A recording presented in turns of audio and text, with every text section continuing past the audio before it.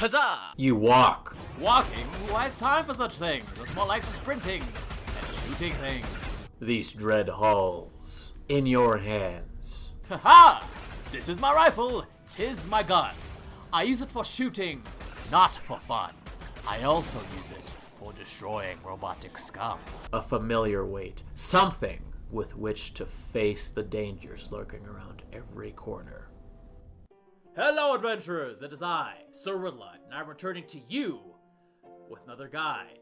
Last time I provided you with the guidelines on how to survive a dungeon. Now, I'll be discussing with you about how to find that perfect weapon for your adventures. That's right, trusty steel. Or maybe trusty steel in a fist. Is what you sometimes need to face the dangers around every corner. And without further ado, let's get into it. Rule number 1. Find a weapon that will play to your strengths, adventurers. That's right. Want to laugh at something from behind a shield while poking at them with a sword? A sword and shield.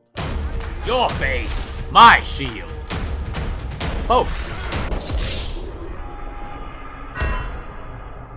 Super pose. Now strike a pose. Yeah. Now what could possibly go wrong? Nothing would sneak up on me, right? Denied! Huzzah! Want to sneak around because you're the sneaky type and stab things in the back. A dagger. Neck poke. Why, hello. Oh yeah, shoot with flying daggers. Wait, fuck. Bad joke. Got it. Alright, I'll definitely find this funny. Let's get back to the stealth montage. Good evening, and here I am. Why just punch things? But do so with the comfort of steel in your hand to add that extra impact. A pair of brass knuckles. Maybe a pair of spiked knuckles.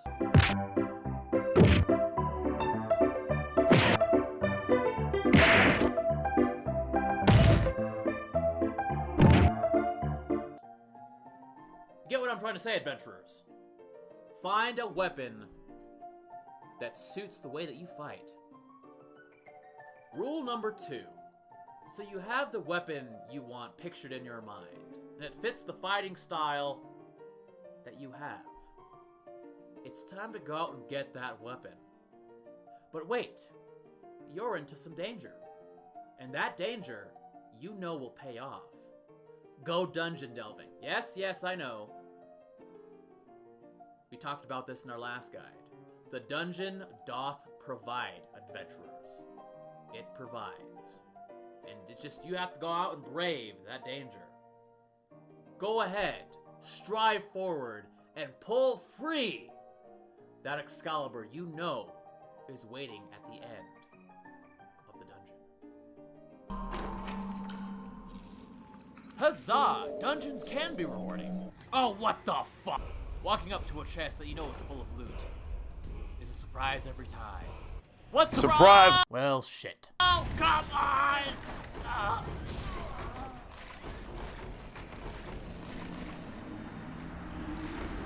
Rule number 3. So maybe you're not the type of adventurer to go out and face dangers because you just don't see the payoff being there. There's nothing wrong with that. And maybe you're the creative type.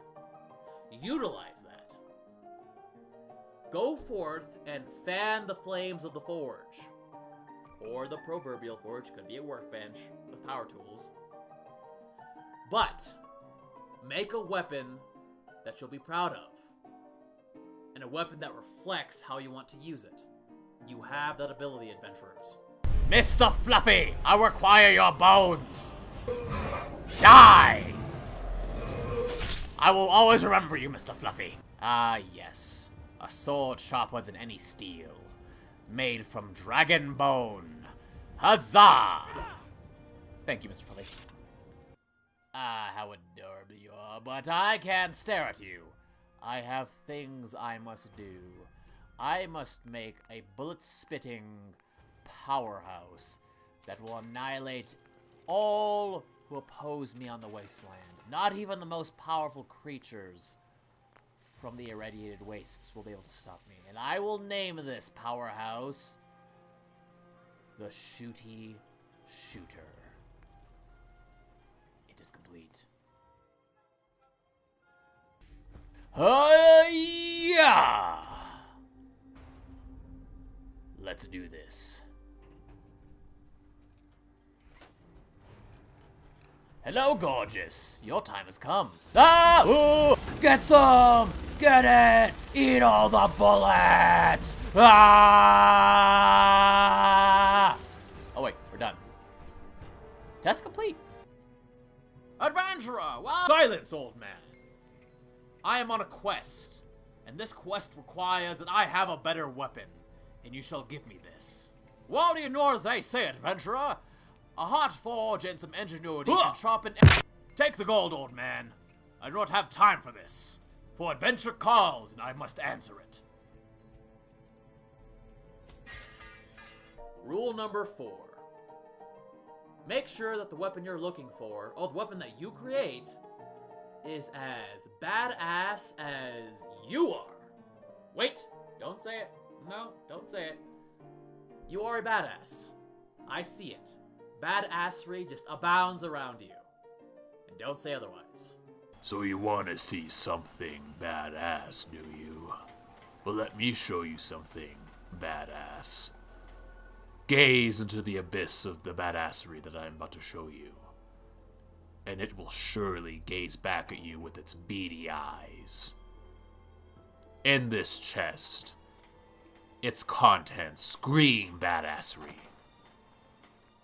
A weapon fit for the most seasoned warriors. You may think I'm joking, but here's the thing. The joke is on you.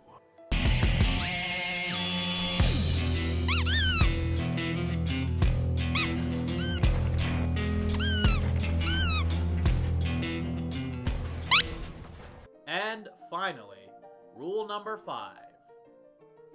Make sure that the weapon you have can get the job done.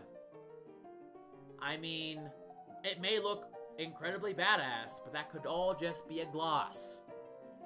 Can it kill that dragon back there? No? And it's probably not the weapon you want. An example. You find the spoon of badassery. The ultimate weapon is here. It shall keep back the hordes of food with its spooniness. Yes, a spoon.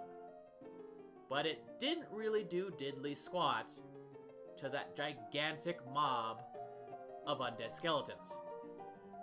You're here for the tale of a man who became a hero, but ultimately failed because he thought he could take on all the world and all its evils with nothing more than a wood axe. This hero was known as Rittleot, the woodcutter. He cut wood. So how did this woodcutter become a legend? When did he become a hero? It all happened one evening. After a hard day of work, he had a drink. After leaving the tavern, he found that his home was under attack. Besieged by tides of undead, he whipped out his axe and joined the fray. Leaping into the bodies of the undead, Rittleot swung his axe, his trusty wood axe, with great force, taking many undead that night. At one point in the melee, Rittleot found himself surrounded. The undead poking at him, striking him with their rusted and ancient weapons. But he did not falter. His trusty wood axe struck true. The battle won. Undead lined the streets, their bodies laying beneath the cold, dark sky of the night. And Riddle heard something. The call to adventure. The call to purpose. And thus Riddle decided to become a hero. With axe in hand, he charged forth to meet the world's evils. Unfortunately, the very first evil he decided to face was an unruly giant and his mammoths. Needless to say, the axe did diddly squat. Remember, heroes, make sure to have the right weapon for the job.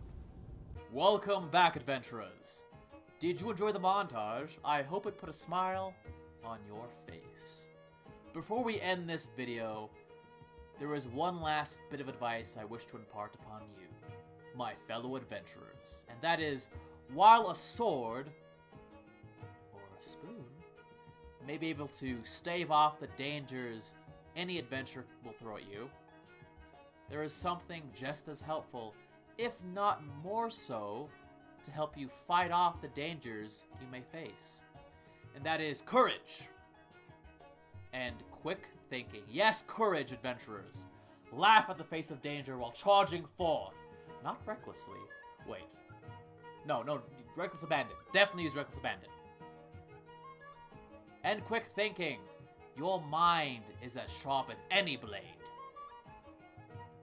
There you have it. Courage and quick thinking.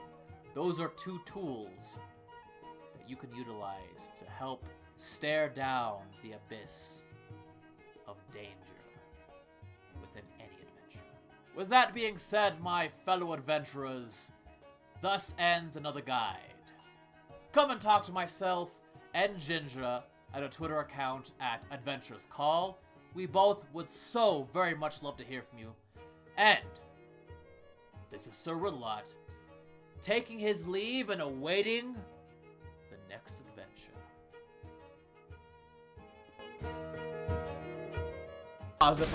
Positivity's dead, and so are you! Ow. You know what, Deathclaw? You're really pissing me off! That's right, Deathclaw! Home run! Home! I was right. So Okay, the sorry. hawk doesn't fly, the hawk just sits there.